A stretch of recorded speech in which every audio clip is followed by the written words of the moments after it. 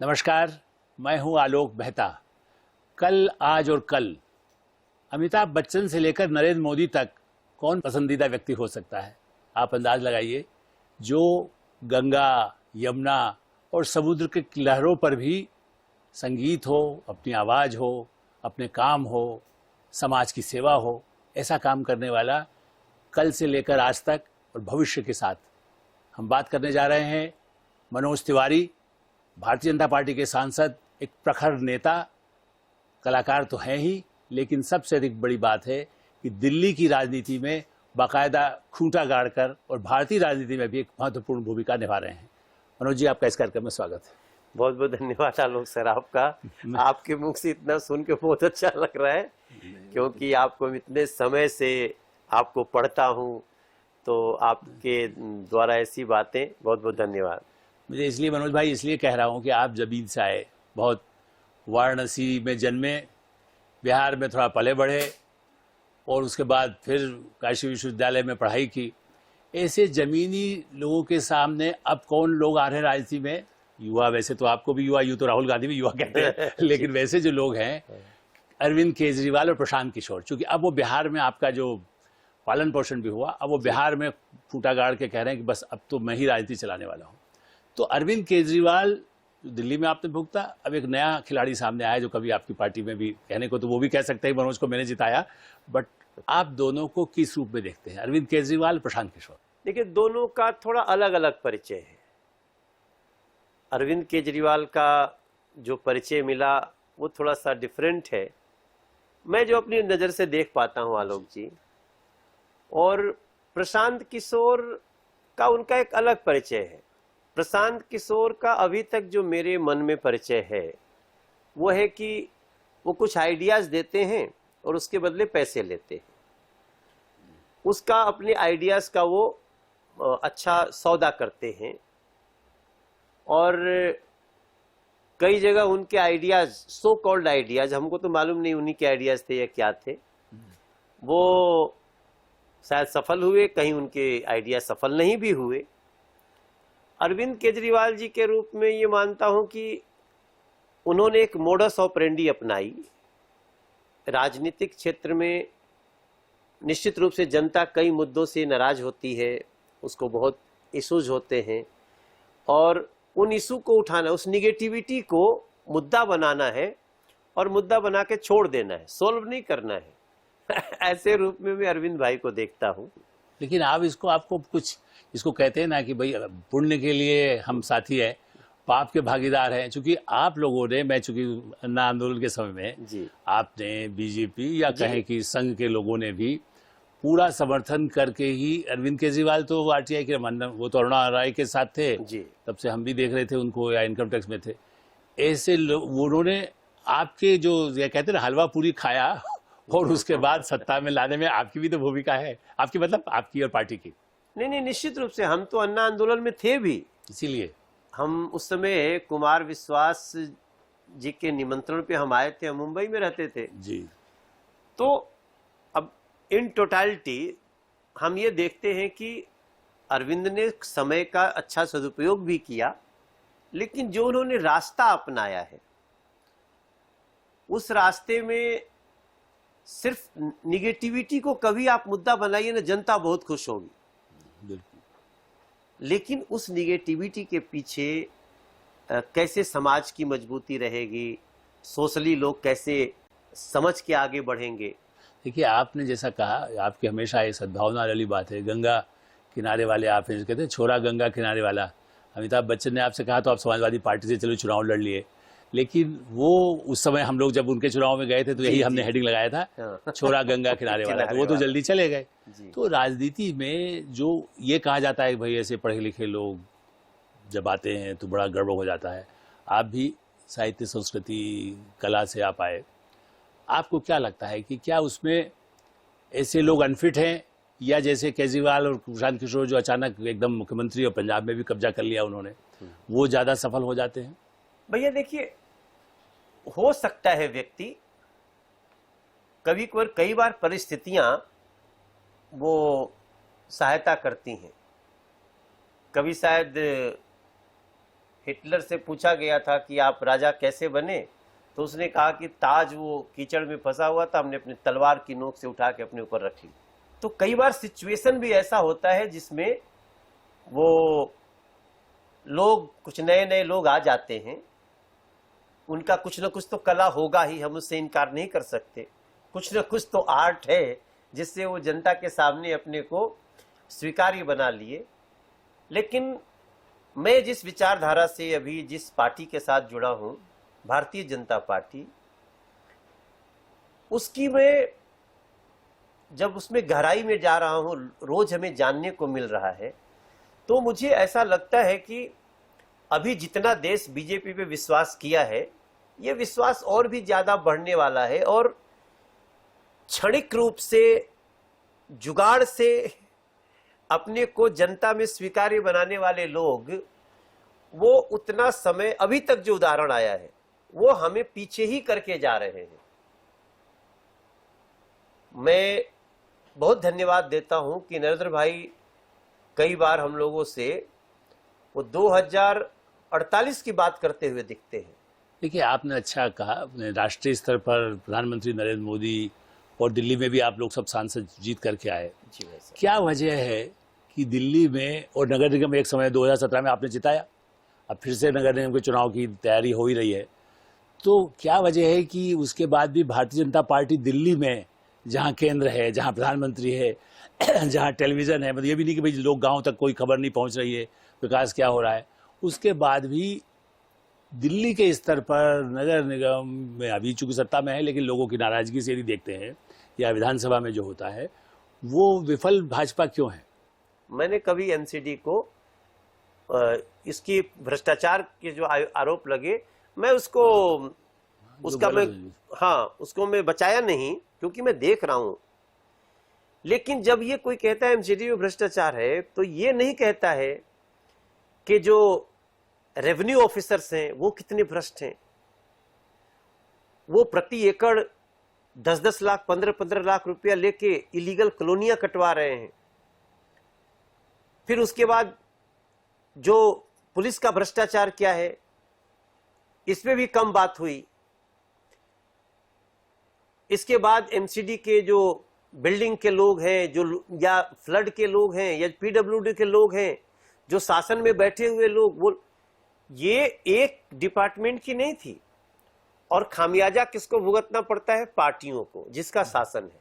लेकिन कनेक्शन, मेरा ये कहना है कि शायद ये हो सकता है कि गांव में, आप तो यूपी भी चुनाव में भी गए हैं, सब जगह जाते हैं आज भी, जो गांव में कनेक्शन बीजेपी का या मोदी जी का देश भर में रहता है, वो लोगों का ये कहना है कि दिल्ली में आप लोग फेसबुक, ट्विटर और जो जनता से जो कट जाते हैं, मतलब आपकी बात अपवाद है चूंकि आप होते हुए भी जनता के बीच में आज भी उस तरह करते हैं, लेकिन कई जो स्थानीय, जिसको कहते हैं संगठन, आफ्टर कांग्रेस बीजेपी का लोग यही कहते हैं। आप तो शीला जी के खिलाफ चुनाव लड़े, शीला जी भी इतने 15 साल राज किया था, उनका जमीन से वास्ता था, वो चूंकि बाद में पूरी पार्टी ही गड़बड़ा गई जी। तो क्या आप, चूंकि आप अध्यक्ष रहे, अब अध्यक्ष नहीं है, लेकिन क्या ये धारणा गलत है कि आपके संगठन कटा हुआ है, लोगों के साथ वो संपर्क नहीं है, आपने डिजिटल पर अब निर्भर हो गए, और जो जनता है जो वोट देने वाली, वो डिजिटल पर नहीं है, वो कहती है भैया मेरे को अस्पताल, मोहल्ला क्लिनिक में इलाज मिला कि नहीं मिला, और नहीं मिला तो फिर आपके पास आता है तो आप एम्स में भेज देंगे। ये जो संकट है, कहीं कमजोरी नहीं है पार्टी की? नहीं, बिना कमजोरी हुए तो ऐसा रिजल्ट नहीं आता है। लेकिन दिल्ली में एक बड़ा भारी भ्रम है। जैसे मैं एक दिन एक गली में पिटते पिटते बचा, और इशू पानी का था, और एक 75 साल के बुजुर्ग थे, वो एकदम मेरा कॉलर पकड़ लिए थे। आप ही जिम्मेदार हैं। हाँ भी जिम्मेदार है। बिल्कुल ही है। मुझे उनको यहाँ बैठ के चाय पी के समझाना पड़ा, बाबूजी जल बोर्ड में हमारा नहीं चल रहा है, ये व्यवस्था अरविंद केजरीवाल जी के जिम्मे है। नहीं, मैं क्या जानता हूँ, रोज तिवारी नेता है मेरा। तो मैं उनको फिर बैठा, मैं सारी का आधे घंटे में उनको धीरे धीरे विश्वास दिलाया। फ्लड के नालों के ऊपर हमारी इतनी बुराई होती है, बिल्कुल, और फ्लड के नाले के किनारे जो घर, बुराड़ी हो, करावल नगर हो, और भी कई जगह, वो इतना कैसे लोग जी रहे हैं।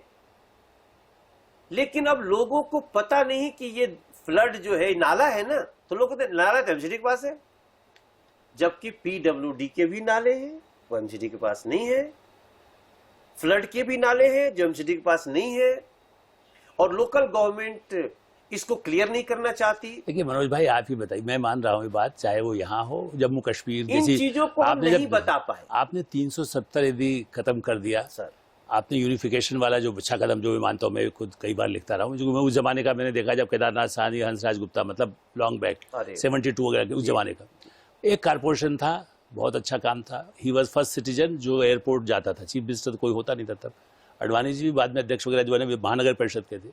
मेरा ये कहना है कि आप लोग जो पार्टी के हैं, वो जो हैं, ये चीज़ें जो मल्टीपल है, आप यही नहीं, अभी डीडीए का आप जो केंद्र सरकार का है जी, एक पार्क इधर है वो डीडीए का है, इधर पार्क नगर निगम का है, तीसरा पार्क सरकार का है। इसको हम लोगों ने एड्रेस किया है। अभी जो वापस यूनिफिकेशन एमसीडी का हम लोगों ने किया, संसद में इस कानून को पास किया, और यहाँ के अनऑथराइज कॉलोनीज को भी हमने, तो नरेंद्र मोदी जी ने स्पेशली इंटरेस्ट लेके सबको, सबके ऊपर से जो अनाधिकृत का, अनऑथराइज्ड का जो कलंक था उसको मिटाया।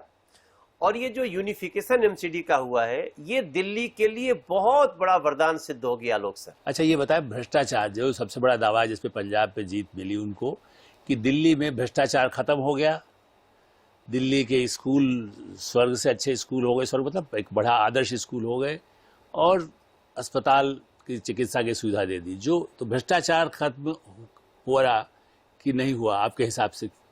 भ्रष्टाचार तो बढ़ गया है।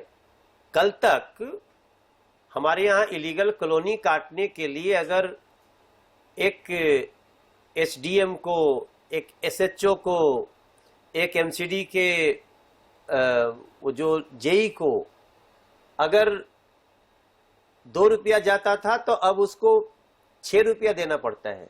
इसको एड्रेस क्यों नहीं कर सकते हैं? मैंने कई बार अरविंद केजरीवाल जी को ये कहा, संदेश दिया, पत्र लिखा कि एक बार इन मुद्दों पे बैठना चाहिए ना। आप 2025 तक तो आप मुख्यमंत्री रहोगे, तो जो सांसद है उनके साथ बैठिए।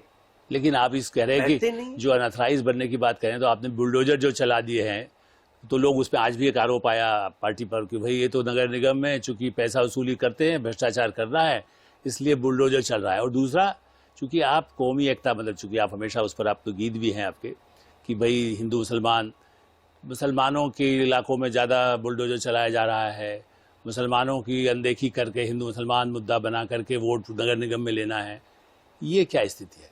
नहीं, ये गलत कुछ लोगों ने इसका ऐसा इमेज बनाया। जो बुलडोजर की कार्रवाई है वो आज से, आलोक जी आप तो इसी दिल्ली में सब कुछ जानते हैं, याद करिए आज के 3 साल पहले मैं सुप्रीम कोर्ट तक मुझे समन किया गया। मैंने एक सील तोड़ी थी, और सील किसकी तोड़ी थी?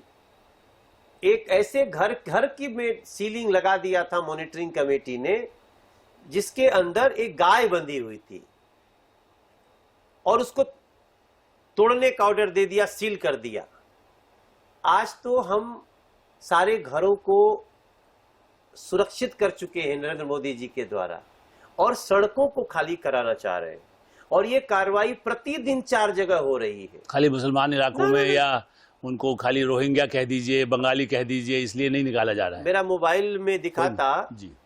ये प्रतिदिन, आपको बता दूं हमारा क्या तरीका है एमसीडी का, कमिश्नर से भी हमने बात किया सब कुछ, करीब 28 एक महीने में चुन लिए जाते हैं, 28 जगह जहां इलीगल इंक्रोचमेंट है, सड़कों का, घर का नहीं, या तो सरकारी घर पे जिसने कब्जा किया हो उस पे, तो वो 4 पे हमेशा कार्रवाई होती है। लेकिन जैसे जहांगीरपुरी हाईलाइट करना है, शाहीन बाग हाईलाइट करना है, लेकिन ये अमर कॉलोनी के लोगों पे बुलडोजर चल रहा है, कोई नहीं देखता है।